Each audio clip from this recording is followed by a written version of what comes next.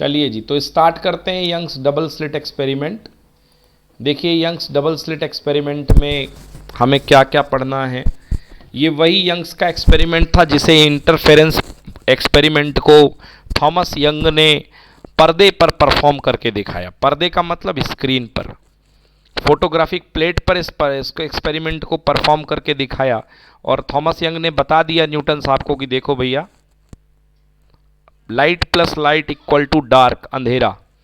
तो लाइट की vector as a vector light का डिस्प्लेसमेंट इंटरफेरेंस होना क्लियर हो गया। और ये बात तय हो गई कि लाइट एक वेव है, क्योंकि जो इंटरफेरेंस का नेचर पाया जाता है वो वेव में ही पाया जाता है। इंटरफेरेंस एक वेव कैरेक्टरिस्टिक है, तो यहां से बात साबित हो जाती है। चलिए डबल स्लिट बनाते हैं बेटा। कैसे बनाते हैं? ये सबसे पहले बेटा एक सोर्स ले लो, इसको कहते हैं सिंगल स्लिट। ये आगे जो रखी हुई है सिंगल स्लिट है। सिंगल स्लिट मतलब लाइट पहले इस सबसे पतले से होल से प्रोसेस होगी। अब आप कहोगे सर इतने ये सब रखने की ज़रूरत क्या? आप सीधे बड़े तरीके से लाइट को जान दो ना। यहाँ पे अब बढ़िया 200 वाट का बल्ब लगा करके आराम से लाइट को जाने दो। बच्चों, अगर आप इतनी सारी लाइट जाने देंगे तो आपको इंटरफेरेंस का पैटर्न ही एब्जॉर्ब नहीं होगा। समझ रहे हो? इंटरफेरेंस का पैटर्न ही एब्जॉर्ब नहीं होगा। जैसे मान लो आपको दो पहलवानों की लड़ाई देखनी है, एक रिंग में आपको दो पहलवानों की लड़ाई देखनी है, और आपने रिंग में 500 पहलवान उतार दिए। तो जिन दो पहलवानों की लड़ाई देखना चाहते हो उसकी लड़ाई समझ में आएगी 500 पहलवानों की वजह से, कि नहीं आएगी? नहीं सर। हाँ, तो बस वही बात है कि हमें कम से कम लाइट चाहिए जिनका वाकई में इंटरफेरेंस देख सकें। तो ये जितनी भी अनवांटेड लाइट है इसको हम गायब कर देते हैं। नहीं तो पता 500 पहलवान कूद गए और अपने जो काम के दो हैं वो कहीं कुट रहे होंगे कोने में, तो अपन को समझ में भी नहीं आएगा। आ गया ना समझ में मेरी बात का मतलब? Yes sir. हाँ बोलो यस। सर मुझे अभी नहीं आया तुम्हें समझ में? नहीं सर, नहीं आया। चलिए फिर से एक्सप्लेन कोई कर। अच्छा सा एग्जांपल दीजिए। ओके, अच्छा सा एग्जांपल दे देता हूँ। देखिए बेटा, ये अगर आपके पास लाइट है, ये लाइट सोर्स है, लाइट सोर्स में से इनफाइनाइट रेडिएशन निकलते हैं, बोलो हाँ। Yes sir. अब आपके पास यहाँ पे जहाँ पे आपको ये लड़ाई देखनी है लाइट सोर्स के दो रेडिएशन की, कि एक रेडिएशन ये निकला और एक रेडिएशन ये निकला, और ये आपस में जा करके रेडिएशन ये भिड़ गए, बोलो हाँ। Yes sir. भाई एक ही सोर्स से निकले हुए दो रेडिएशन को आपको भिड़ाना है। क्लियर हुआ? हाँ सर। अब बेटा अगर ये पूरा का पूरा रेडिएशन चला गया यहाँ तक, मान लो पूरा का पूरा चला गया ये स्टार्ट से लेके एंड तक, तो ये आपकी पूरी की पूरी जो फोटोग्राफिक फिल्म है, ये इसको पूरी फोटोग्राफिक फिल्म को इल्यूमिनेट कर देगा कि नहीं कर देगा? बोलो। सर कर देगा। इल्यूमिनेट कर देगा मतलब यहाँ भी झिलमिल झिलमिल झिलमिल झिलमिल झिलमिल झिलमिल झिलमिल, हर जगह झिलमिल झिलमिल यस सर। झिलमिल, पूरे जगह। और आपको क्या जो ऑब्जर्व करना था वो समझ में आ रहा होगा कि नहीं आ रहा होगा? सर नहीं आ रहा। नहीं आ रहा होगा। इसलिए हम क्या करते हैं, हम इन रेडिएशन को बाउंड करते हैं, इनको हम बिल्कुल फ्लैट कर देते हैं रेडिएशन को, और जितने हमारे काम के उतने ही लेते हैं। समझ में आया कि नहीं आया? सर आ गया। हाँ, जैसे घर में एक बल्ब लगा दो और उस बल्ब को आप देखना आंख मींज करके, उस बल्ब को आप आंख मींज करके देखना, तो वो जो लट्टू वाला बल्ब होता रहा उससे बेटा ऐसी ऐसी रेडिएशन चारों तरफ निकलती दिखाई देंगी, येलो येलो कलर की। जी सर। देखा है नहीं देखा कभी वो बल्ब को आंख मींच करके, पुराने वाले बल्ब? अब तो CFL आने लग गई है, तो CFL को ऊपर की तरफ देखो तो सिलेंड्रिकल सोर्स बनता दिखाई देगा।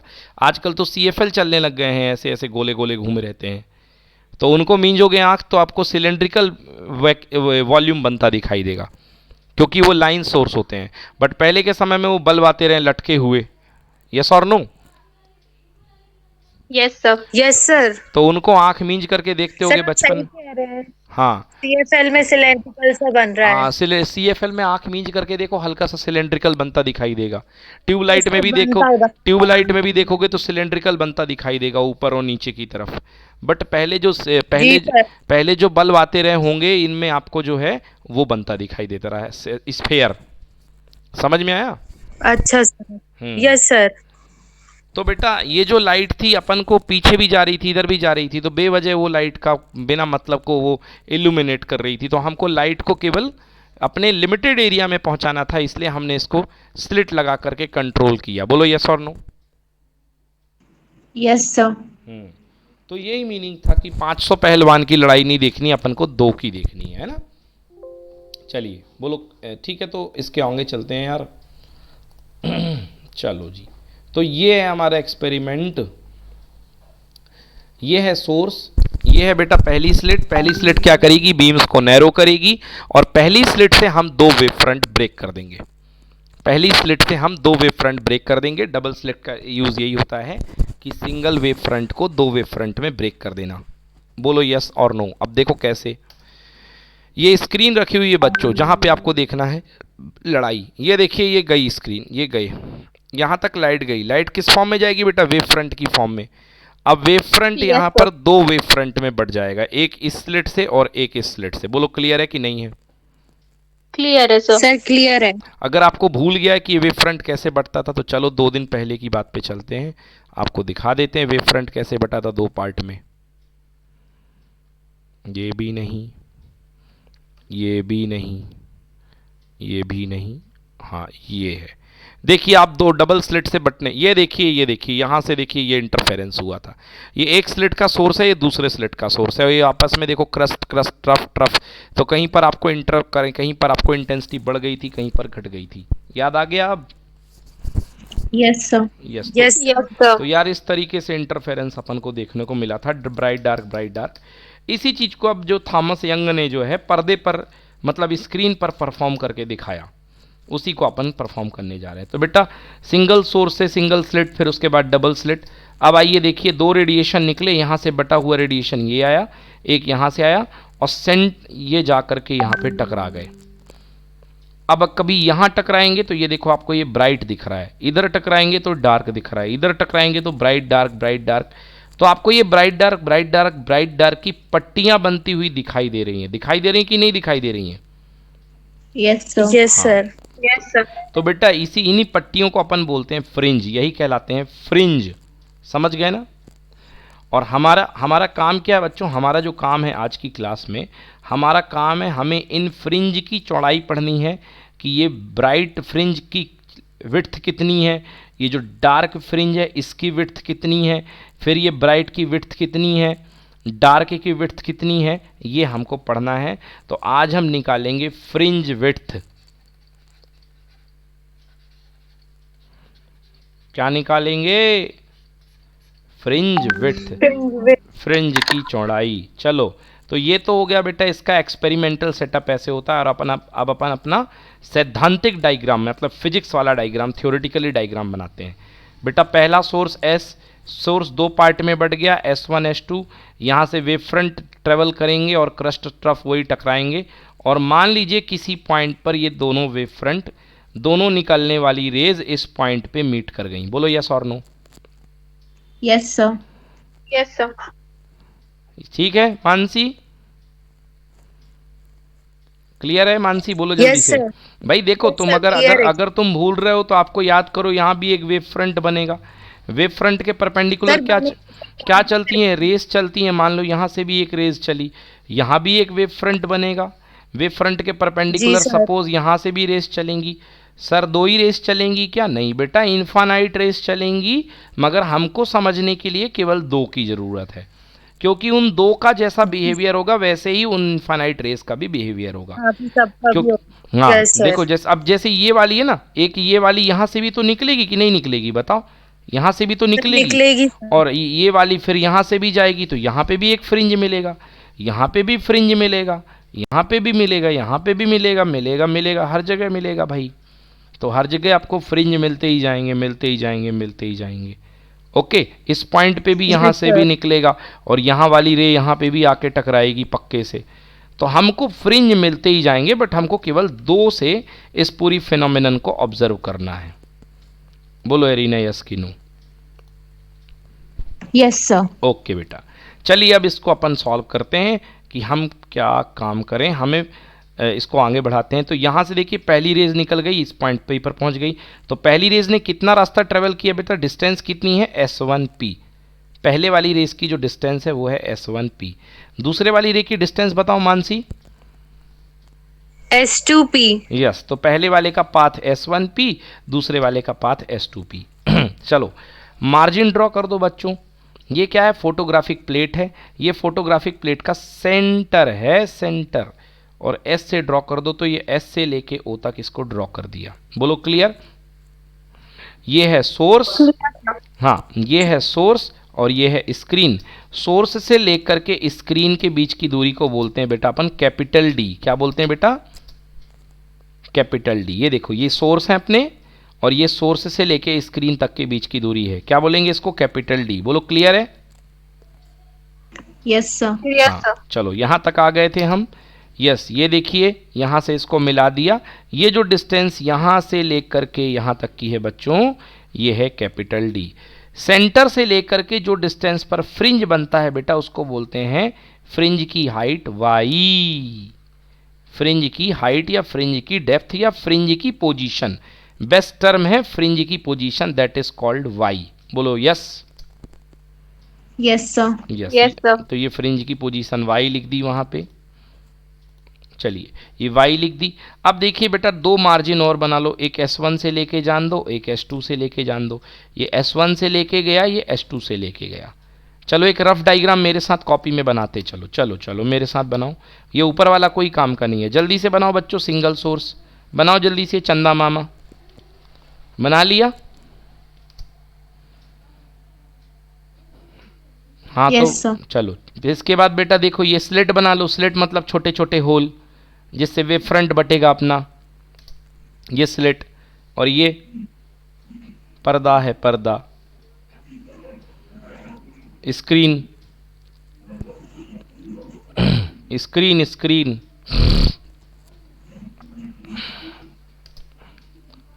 चलो लाइट चली यहां से बेटा, लाइट, और यहां पर आके किसी पॉइंट पे धूम धड़ाम भिड़ गई।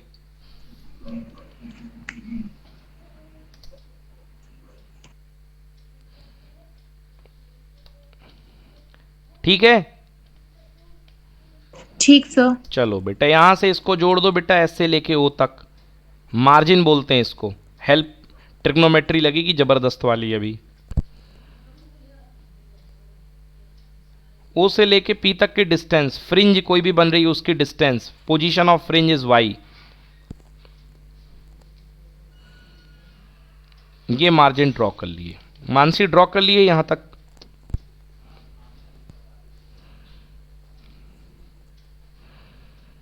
मानसी बेटा ड्रॉ कर लिए? Yes sir. बहुत अच्छे। मानसी दो सोर्स हैं अपने पास, S1 और S2, इनके बीच की दूरी होती है बेटा स्मॉल डी। लिख लो स्मॉल डी, ये लो। Yes sir. तो जब मानसी ये स्मॉल डी है, तो ये आधा आधा कितना होगा जरा बोलो, ये और ये? Sir D/2। बिल्कुल सही, very good sir Mansi. D का। बिल्कुल सही, डी का हाफ D/2, D/2। और ये पूरी दूरी कितनी होती है? Capital D। कैपिटल डी, बिल्कुल सही। चलो बहुत अच्छे। अब चलिए, एक अपने पास है S1P और एक है S2P। एक अपने पास है S1P, S2P। तो बेटा मानसी पहला रास्ता है S1P और दूसरा रास्ता है S2P। बताओ ज़्यादा बड़ा रास्ता कौन सा है, S2P या S1P? Sir S2P। S2P। तो अगर मैं रास्ते के फ़र्क की बात करूं, तो path difference delta equal to S2P minus S1P होगा कि नहीं होगा? रास्ते की यस सर होगा। S2P minus S1P। और अगर मैं आपको ये Yes. पाथ डिफरेंस इन दोनों के डायग्राम में दिखाने की कोशिश करूं श्रुति, तो मैं यहाँ से ये परपेंडिकुलर डाल दूं, तो क्या यही पाथ डिफरेंस कहलाएगा कि नहीं कहलाएगा? Yes sir. पढ़े हो ज्योमेट्री? बताओ बच्चों, समझ में आया कि नहीं आया? ये पाथ डिफरेंस होगा कि नहीं होगा? यस सर होगा। ओके, बिल्कुल सही। तो ये path difference delta is equal to S2P minus S1P। ठीक है ना? ये पाथ डिफरेंस कहाँ दिख रहा है इस डायग्राम में? ये दिख रहा है। बोलो यस। Yes sir. हाँ चलिए, S2P माइनस S1P। अब S2P मुझे निकालना है। S2P देखो पाइथागोरस थ्योरम से हाइपोटेनस इक्वल टू, ये अपने पास है S2P माइनस S1P। तो ये पाइथागोरस थ्योरम से निकलेगा। बट रुक जाओ, इसने पार्ट को बेटा नंबर 1 दे दो अपनी कॉपी में। चलो जल्दी से नंबर 1 दे दो। Delta equal to S2P minus S1P को नंबर 1 दे दो।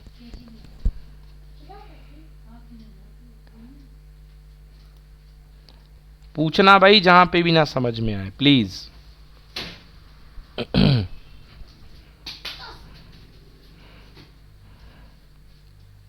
ठीक है। Yes sir. Yes sir. Okay चलो, अब यहां पे मैं एक बात आपको बता रहा हूं, थोड़ी सी ट्रिग्नोमेट्री पे आ जाइए।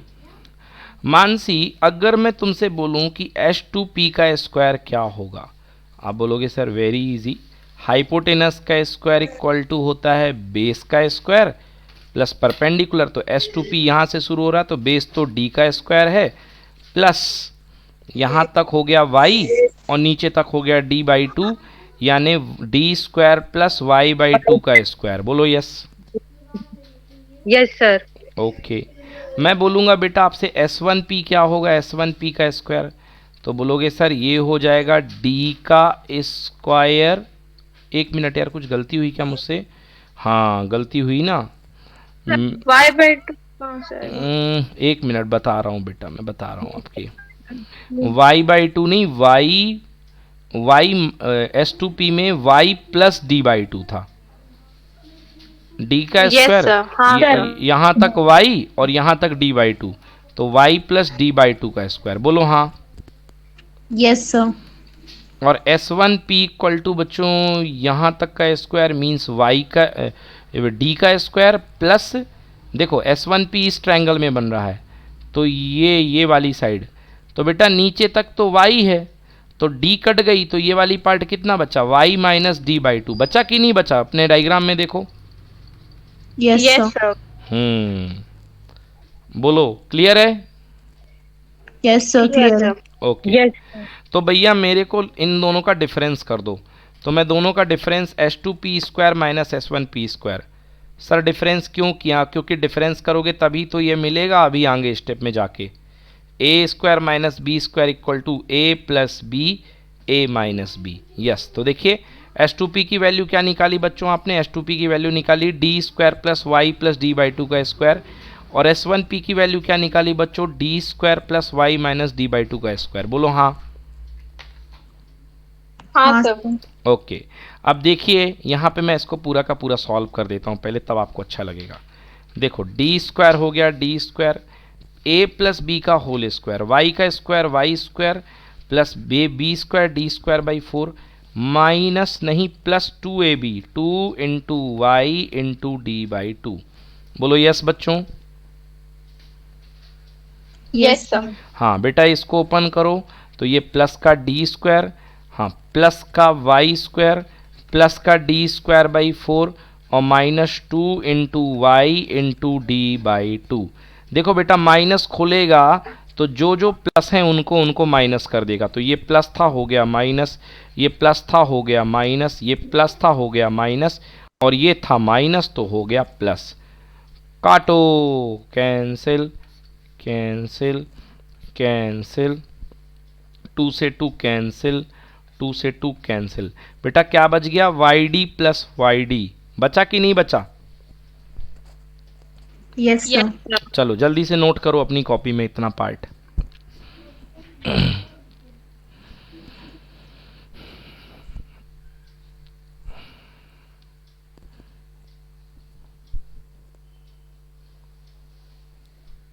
नोट कर लिया? Yes sir. हाँ यस सर। तो क्या बच गया बेटा, YD प्लस YD, तो S2P square minus S1P square. बेटा मैं इरेज कर रहा हूं इसलिए मैंने पूछा है, नोट कर लिया ना? Yes sir. Okay yes sir. Yes, तो मैंने इरेज कर दिया। तो डायरेक्टली देखिए S2P माइनस S1P कैसे आ गया, A square minus B square equal to A plus B A minus B equal to YD plus YD आया था 2YD। बोलो एग्री? Yes sir. ओके तो 2YD पे आ गए हम। हमें क्या रोकना है बेटा, हमें इसको रोकना है, रोक लो इसको, रोक लो, रोको रोको रोको रोको रोको, तो रोक लिया। S2P minus S1P equal to 2YD के नीचे जाएगा S2P प्लस S1P। बोलो जाएगा कि नहीं जाएगा? यस सर जाएगा। हाँ S2P माइनस S1P, नोट करो बच्चों इसको, और एक जोरदार यहां पे स्टार लगाओ। मानसी तुम तो यस बोल ही नहीं रही हो।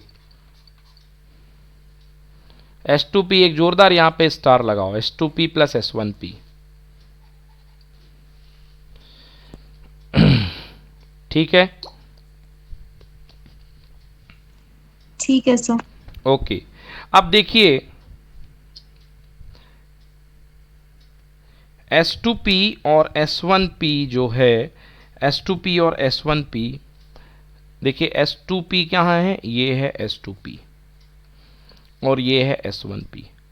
बच्चों ये जो एक्सपेरिमेंट होता है ना, ये कोई ऐसा किलोमीटर 2 किलोमीटर में नहीं होता है, ये आधे मीटर के भीतर में ख़त्म हो जाता है एक्सपेरिमेंट। और ये जो फ्रिंजेस बनते हैं ऐसे नहीं कि बहुत ऊपर बनते हैं, ये बिल्कुल पास में बनते हैं, कुछ ही सेंटीमीटर में। तो आप मुझे बताओ, एक बहुत ही गंदा सा अप्रॉक्सीमेशन यहाँ पे लगने वाला है, इसलिए मैंने स्टार लगवाया है। ये बताइए कि ये जो डिस्टेंस आई है और ये जो डिस्टेंस है, क्या इसमें कुछ खास फर्क है कि नहीं है? नहीं है सर। नहीं है। मतलब अगर ये d है तो ये भी तो ऑलमोस्ट d है ना? Yes sir. अरे बेटा ये एंगल बहुत छोटे होते हैं, मिनट में होते हैं एंगल, डिग्री छोड़ दो, 1 मिनट में। ऑप्टिक्स के एंगल है बेटा, ऑप्टिक्स में एंगल बहुत छोटे होते हैं। तो मतलब S2P भी नियर अबाउट किसके होगा, कैपिटल D के, और S1P भी किसके इक्वल होगा, Yes, sir. कैपिटल D के। तो D प्लस डी क्या हो गया, capital D. 2D। D plus D क्या हो गया बच्चों, 2D। 2D। ओके, तो लिखो बच्चों, तो लिखो क्या आएगा यहाँ पे, S2P minus S1P equal to 2YD upon 2D।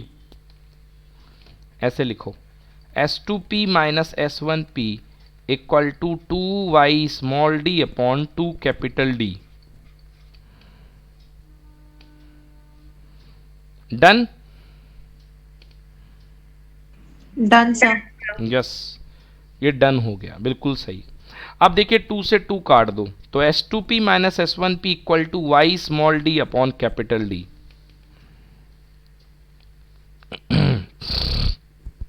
Yes sir. ठीक है ना, Y small d upon capital D। Arina S2P minus S1P को मैंने क्या बोला था पिछले जन्म में? Sir part difference. बिल्कुल सही, डेल्टा। भाई S2P minus Yes, sir. S1P को डेल्टा ही तो बोला था मैंने, बोलो हाँ। हाँ सर। तो बेटा मैं यहाँ पे लिख सकता हूँ, लिखो delta is equal to YD upon capital D। YD upon capital D। आ गया समझ में कि नहीं आया? आ गया सर। बहुत यस अच्छा, सर, आ गया। ठीक है। चलिए, तो YD अपॉन कैपिटल D, ये देखो ये मिल गया हमको, YD upon capital D। Agree? Agree sir. चलो, तो ये आ गया बेटा हमारा पाथ डिफरेंस। अब इस पाथ डिफरेंस पर हम कंडीशन बिठा लेंगे, कंस्ट्रक्टिव की और डिस्ट्रक्टिव की। चलो तो जानकारी हो जाए, कल कितनी अच्छी पढ़ाई करी अपन ने। श्रुति, पाथ डिफरेंस आया है Y small d upon capital D। बताओ मुझे कि कल अपन ने क्या पढ़ा था, कंस्ट्रक्टिव इंटरफेरेंस के लिए पाथ डिफरेंस क्या होता था? λ/2 का कौन सा multiple? Sir even multiple. Very good. तो λ/2 का इवन यानी कि 2n रखोगे या n लैम्डा रखोगे तो कंस्ट्रक्टिव के केस बनेंगे और y निकलेगा। Yes sir.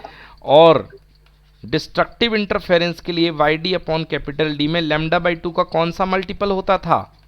Odd multiple sir. बस आज यही करना है हम लोग को, एक बार इवन मल्टीपल लेना है और एक बार ऑड मल्टीपल, ठीक है ना। तो हमको दोनों केसेस बनाने हैं, condition of constructive and condition of destructive interference. लिखिए, तो कंस्ट्रक्टिव इंटरफेरेंस में कौन से फ्रिंजेस बनेंगे, ब्राइट वाले कि डार्क वाले? बोलो बोलो बोलो। ब्राइट वाले। ब्राइट वाले। तो चलिए फर्स्ट लिखिए, कंडीशन ऑफ कंस्ट्रक्टिव इंटरफेरेंस या position of bright fringes.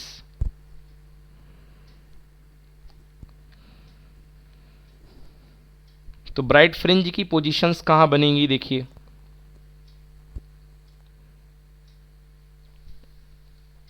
So for instant मैं ये मान के चल रहा हूं कि अगर मेरी पोजीशन पॉइंट P पर अगर ब्राइट फ्रिंज बन रहा है, मतलब मेरी इस वेव का और इस वेव का कंस्ट्रक्टिव इंटरफेरेंस होगा, मतलब जो मेरा यहाँ पे पाथ डिफरेंस निकला था डेल्टा, जो मेरे पास सॉल्व करने के बाद आया है Y small D by capital D, वो क्या होगा बच्चों, 2n times of lambda by 2। बोलो होगा कि नहीं होगा? यस सर होगा सर। यस, तो लिखिए for bright fringe at P Y D upon D path difference equal to 2n times of lambda by 2। अरे 2n times of lambda by N lambda ही तो बोलते हैं, मगर वो आपको याद करने के लिए मैंने 2n कराया था कि भूलो ना। तो equal to N Yes, lambda, समझ में आया ना बेटा? यस सर आ गया। Yes sir. Okay, so y is equal to कितना हो गया बेटा, देखो y is equal to n, ये d ऊपर चला जाएगा, Y D upon D equal to N lambda capital D upon small D. बोलो यस। Small d। हाँ, एक्चुअली Yes, ये n पे डिपेंड Yes, sir. कर रहा है, तो ये कौन सा फ्रिंज विड्थ फ्रिंज देगा मेरे को, nth फ्रिंज की height, position of nth Yes, sir. Fringe, position of this is called position of nth bright fringe. लिखो बेटा y n equal to N lambda d by d, y n equal to N lambda d by d, this will give you the position of nth fringe.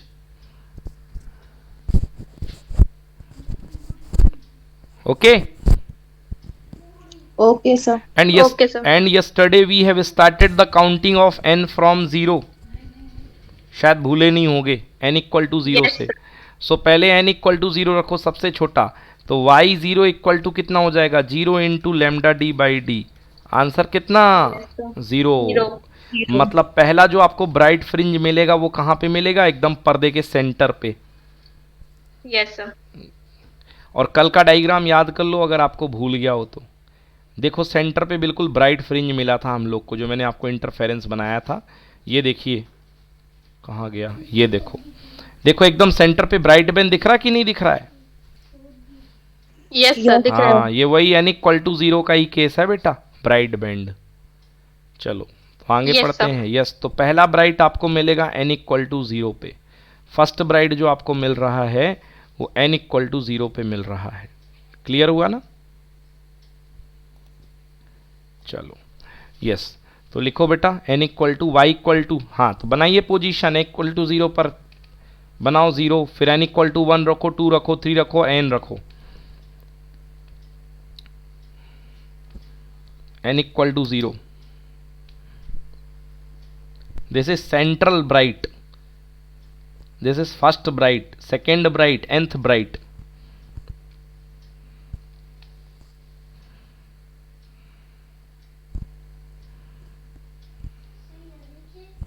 Done?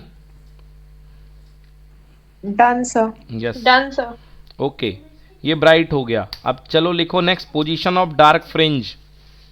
अब dark fringe मिलेगी तो कौन सा interference होगा, destructive, 2n plus 1 lambda by 2। Find y, what is the value of y, y की value find करो, 2n plus 1 D lambda by 2d।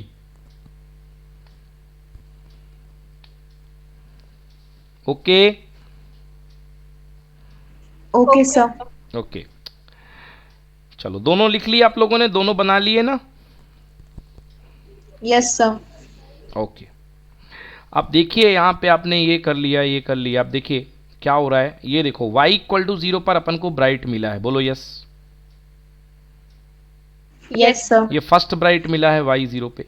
जो second bright मिला है अपन को, मिला है d लैम्डा बाई डी पे, d लैम्डा बाई डी पे। फिर इसके बाद मिला है 2d लैम्डा बाई डी पे। तो बेटा ये ब्राइट है, ये ब्राइट है, और दो ब्राइट के बीच में क्या होगा, एक dark.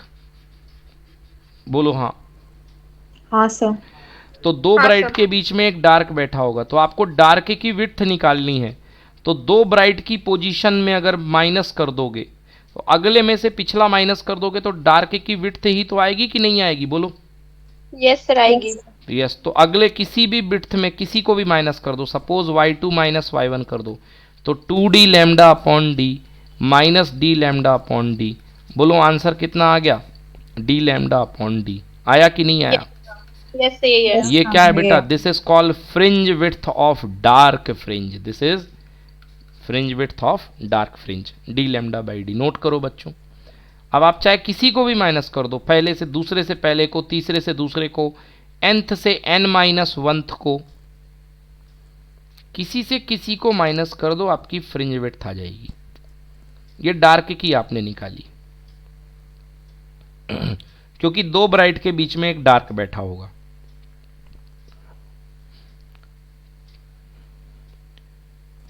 Clear? Yes sir, clear. Okay.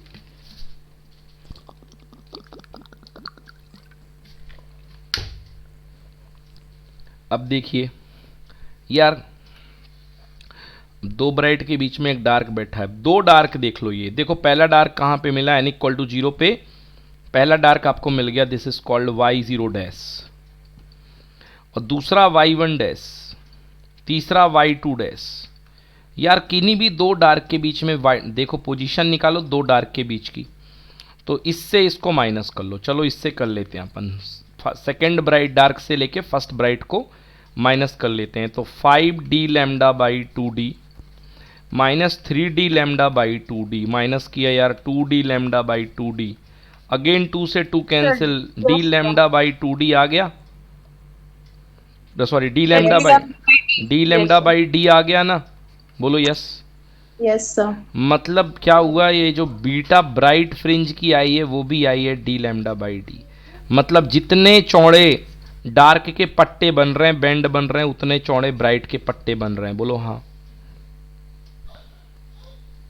हाँ सर। मतलब फ्रिंज विड्थ दोनों की, चाहे ब्राइट की देख लो चाहे डार्क की देख लो, सेम आ रही है। Yes sir. एग्री ना? चलिए, तो दोनों की फ्रिंज विड्थ सेम आ रही है। तो देख लीजिए expression for the bright fringe width of dark fringe d λ/d and expression for the bright fringe equal to d λ/d. So the expression for the fringe width show that the fringes are equally placed in the screen. मतलब जितनी दूर तक bright फैला होगा उतनी दूर तक dark फैला होगा। बोलो यस और no. Yes sir. Yes sir. ठीक है ना, जितनी दूर तक डार्क फैला होगा उतनी दूर तक ही ब्राइट फैला होगा। बोलो बच्चों, क्लियर है? नोट कर लो इसको। हाँ, ये दोनों समझ में आ गए बेटा। देखो ये n के टर्म से निकाला है, तो yn = nd λ/d। तो ब्राइट फ्रिंज के लिए yn-1 क्या होगा, अगला माइनस पिछला। तो n के प्लेस पे n-1 कर दो, मतलब जनरल एक्सप्रेशन निकाल दिया मैंने। दूसरे से पहले को माइनस कर दिया या इससे इसको कर दिया, इसने जनरल यूज कर लिया। सिमिलरली यहां भी इसने जनरल यूज कर लिया मैंने। Tell me, are you comfortable with this all? Yes sir. Okay. So this is the diagram. ये था अपने पास डायग्राम। अब चलिए बताते हैं इंटेंसिटी कितनी होगी। Yes, we are talking about the maximum intensity and minimum intensity. बेटा आपको याद करो, मैंने कल पढ़ाया था, जो अपन ने लिया था I max is proportional to a + b का स्क्वायर। याद आया? याद है सर। याद है सर। And I minimum is proportional to a - b का स्क्वायर। अभी जो यहाँ पे हम जो वेव ले रहे हैं, हम दोनों सेम एम्पलीट्यूड की वेव मान रहे हैं। मान लो मतलब पहली वेव गई है, उसका जो पीक है वो भी -a2 + a है, मतलब एम्पलीट्यूड a है। और जो दूसरी वेव गई है उसका भी पीक -a2 + a है, मतलब एम्पलीट्यूड a है। तो बच्चों मुझे बताओ मैक्सिमम इंटेंसिटी क्या हो जाएगी? I maximum is proportional to ये भी a और ये भी a का whole square. It will become 2a का whole square. So I maximum proportional to 4a²। Agree की not agree? Agree sir. Agree sir. मतलब कि यदि आपकी जो अकेले वेव थी वो a² की इंटेंसिटी दे रही थी, तो इंटरफेरेंस के बाद जो इंटेंसिटी मिलेगी वो a² का 4 गुना होगी, क्योंकि आपका ये इंटरफेयर हो चुका है। दूसरा मिनिमम देख लो बेटा। तो I minimum equal to proportional to, ये पहली भी a थी दूसरी भी a थी, a - a का स्क्वायर। बोलो कितना हो गया? 0। 0 सर। और जीरो के प्रोपोर्शनल क्या, जो तो 0 है तो वो तो इक्वल ही 0 होगा। प्रोपोर्शनल 0 के मतलब इक्वल ही 0। मल्टीप्लाई तुम किसी से भी कर दो, 0 × समथिंग इक्वल टू 0। बोलो यस। Yes sir. तो मिनिमम इंटेंसिटी कितनी जनरेट हुई? 0। और मैक्सिमम इंटेंसिटी किसके प्रोपोर्शनल? 4a²। बोलो यस। तो देखिए मिनिमम इंटेंसिटी का गैप देखो, ये देखो मिनिमम 0। सेंटर पे हमेशा क्या मिलेगा बेटा? ब्राइट। Yes, sir. बोलो यस। हाँ Yes, sir. ये सेंटर पे ब्राइट है, सेंटर के आगे इधर भी डार्क मिलेगा 0 का, इधर भी डार्क मिला 0, फिर एक डार्क के बाद फिर ब्राइट मिलेगा, फिर डार्क मिलेगा, फिर ब्राइट मिलेगा, फिर डार्क मिलेगा, फिर ब्राइट मिलेगा, फिर डार्क मिलेगा। बोलो आया समझ में? Yes, sir. Yes. देख लो ब्राइट और डार्क के बीच की डिस्टेंस हमेशा इक्वल है। यही तो हमने अभी प्रूफ करी है फ्रिंज विड्थ, कि चाहे डार्क टू डार्क ले लो या ब्राइट टू ब्राइट ले लो, गैप बिल्कुल इक्वल होते हैं। क्लियर हो गया बच्चों की नहीं हुआ? Clear, sir. चलो नोट कर लो इसको। ये अब मैं आपको अपनी भाषा में दिखा देता हूँ। Yes, I max is proportional to 4 square equal to 0। चलो ठीक है, नोट कर लो। Yes, sir. यस तो चलिए, ये था इंटरफेरेंस। अब पढ़ते हैं बेटा condition of sustained interference. Sustained मतलब ऐसा ठहरता हुआ, जो रुके थोड़ी देर तक। अच्छा इंटरफेरेंस प्राप्त करने की कंडीशन क्या है? चलो कौन बताएगा? इंटरफेरेंस के लिए फॉरमोस्ट इंपॉर्टेंट थिंग क्या है? सोर्स कैसे होने चाहिए? Sir, coherent. बस बोल दिया आपने। Yes, sir. Coherent बस sources. बस, बहुत अच्छा वर्ड है कोहेरेंट, सब कुछ समा गया है इसमें। सोर्सेस कोहेरेंट होने चाहिए, मतलब same frequency, same wavelength, nearly same amplitude, okay, and having a constant phase difference. तो ये देखिए पहली line, the two sources producing interference must be coherent. Second, the two interfering wave trains must have same plane of polarisation. अब plane of polarisation का मतलब समझो बेटा, बता रहा हूँ मैं। जैसे मान लो बेटा ये वेव आ रही है, वो इस प्लेन में है, आपके पेपर ऑफ प्लेन में ये आ रही है इस तरीके से, तो दूसरी वेव भी होनी चाहिए वो बेटा उसी प्लेन में तो होनी चाहिए, तभी तो टकराएंगे। अब पता चला एक वेव ऐसी आ रही है और एक वेव ऐसी आ रही है, बोलो क्या इनका टकराना हो पाएगा? इन दोनों वेव्स का? No, sir. इनका नहीं होगा, इन दोनों का होना। बोलो यस और नो? Yes, sir. मतलब कुल मिला के ऐसा सिचुएशन है कि रिंग में दो पहलवान खड़े हुए हैं, ये पहलवान रिंग में यहाँ से यहाँ चक्कर लगा रहा है, टकरा करके बार बार रस्सी में इधर से इधर जा रहा है, और ये पहलवान जो है वो इधर से इधर जा रहा है। बता कोई मतलब है इनके खेलने का? ये टकरा पाएंगे कभी? क्या इनकी लड़ाई हो पाएगी? नहीं, sir. ये लौट के कभी नहीं। ये लौट के आएगा और ये यहाँ घूमेगा। ठीक है ना? तो ये पॉसिबल ही नहीं है, तो इसको बोलते हैं, इनका कहते हैं इनके प्लेन ऑफ पोलराइजेशन अलग अलग है। समझ में आया ना? Yes, sir. चलो, नहीं समझ, एरिना को नहीं आया क्या समझ में? एरिना यस सर नहीं बोल रही है। सर आ गया समझ में अच्छे से। चलिए ठीक है। चलिए अब दूसरा है बेटा, दोनों सोर्स बहुत पास में होने चाहिए। दोनों सोर्स बहुत पास में होने चाहिए। देखो आपने क्या पढ़ा बेटा? Beta equal to d lambda by d. बोलो yes. Yes, sir. Yes, sir. अगर आपका ये स्मॉल डी कम होगा, अगर ये स्मॉल डी आपका कम होगा तो बीटा क्या बनेगा बेटा? ज़्यादा बनेगा। बोलो हाँ। ज़्यादा. मतलब हमको Yes, जो sir. फ्रिंज होंगे ब्राइट और डार्क सेपरेट सेपरेट दिखाई देंगे। बोलो यस और नो? Yes, sir. और Yes, sir. अगर ये डी आपका बहुत ही ज़्यादा हो गया तो बी कम हो जाएगा।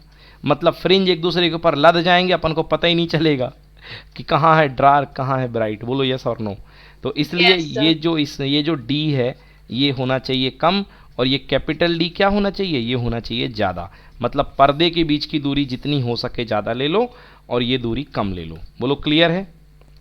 Yes, sir. Clear. Yes, sir. Clear है। यस।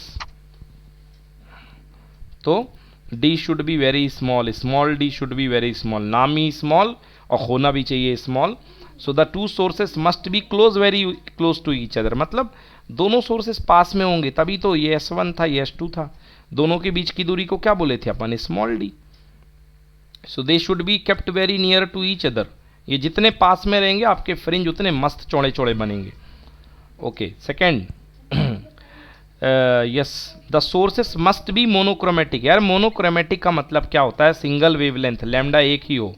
अब तुम 7 कलर, तुम वाइट लाइट भेज दिए, आपने अगर सनलाइट का इस्तेमाल कर दिया तो ये पिक्चर ही रंगीन बन जाएगी पूरी। फ्रिंज अलग अलग कलर के फ्रिंज खुद अलग अलग सेट हो जाएंगे। मालूम क्यों बच्चों? देखो ये लैम्डा पे डिपेंड कर रहा है। बोलो बीटा प्रोपोर्शनल टू लैम्डा। बोलो हाँ। हाँ सर। अब सबसे ज्यादा लैम्डा किस कलर का होता है? रेड कलर का होता है। Yes. अरे रेड कलर की वेवलेंथ सबसे ज्यादा होती बच्चों मेरे। विबग्योर का स्पेक्ट्रम देखो, हाँ सर होती है। विबग्योर, ये वेवलेंथ बढ़ रही नीचे की तरफ, रेड कलर की वेवलेंथ सबसे ज्यादा होती, इसीलिए गहरा कलर होता है लाल कलर। समझ गए ना? Yes sir. हाँ, देखो स्क्रीन में लाल कलर कितना गहरा दिख रहा होगा आपको, दुखदाई, और नीला कलर कितना सुखद लग रहा होगा, पेनिट्रेट नहीं कर रहा होगा। आंख गड़ा के देखो, लाल पे दर्द होने लगेगा, और आंख गड़ा के देखो ये ऊपर वाले वॉलेट पे देखो, उतना दर्द नहीं होगा। लाल पे आंख गड़ाए रखो 2-3 मिनट, तुमको समझ में आ जाएगा वेवलेंथ क्या होती है। ठीक है ना? मानसी तू तो पूरी रात देख। क्यों? चलो, तो the sources must B monochromatic, नहीं तो अगर अलग अलग वेवलेंथ ले लोगे लैम्डा का, तो अलग अलग वेवलेंथ के लिए बीटा अलग अलग बनेगा कि नहीं बनेगा? बनेगा सर। बनेगा। मतलब जिसकी वेवलेंथ ज़्यादा है उसका बीटा ज़्यादा, और जिसकी वेवलेंथ कम है उसका बीटा कम। बोलो हाँ।